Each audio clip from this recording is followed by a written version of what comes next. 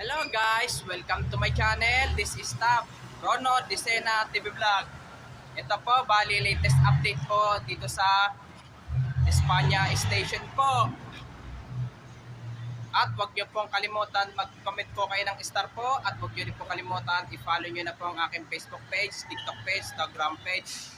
At i-subscribe niyo rin po yung aking YouTube channel po.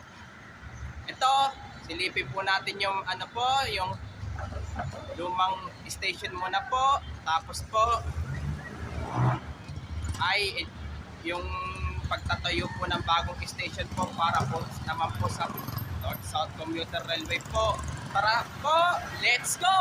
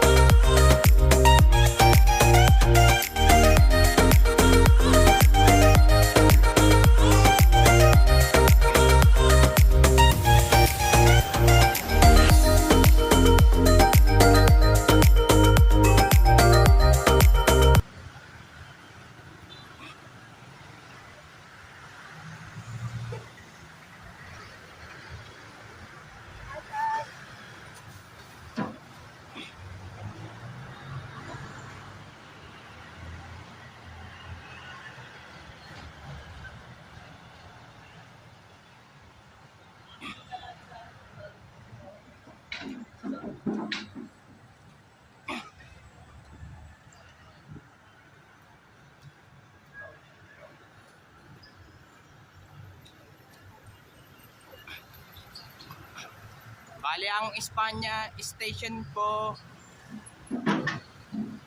para po sa North-South Commuter Railway po ay dito po ang itatayo po. Dito po itatayo ang station po ng North-South Commuter Railway po. Ito, balik muna po tayo dito sa luma po.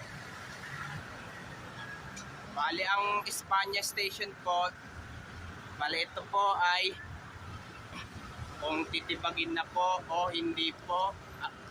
Kung hindi po ako sigurado kung titibagin po yung Espanya Station po. Bali, nalatagan pa rin po ulit po itong yung release po. Pero pang cargo train na lang po siya. Pang cargo train na lang po. Tara, balik na po tayo ngayon po. Bali, ito po yung mga tinuro ko po sa may kamay ko po. Bali, tinuro ko po. Pero dyan sa may tawid po, dyan sa may Algeciras po, lalo na po dyan sa may tawid Espanya po, dyan po itatayo po ang station po para po sa North-South Commuter Railway po. Pero aabutin po ata po nung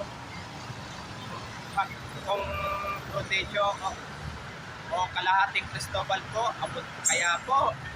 Pero yung lumang station po ng Espanya Station po sa PNR po ay kung titibagin rin po.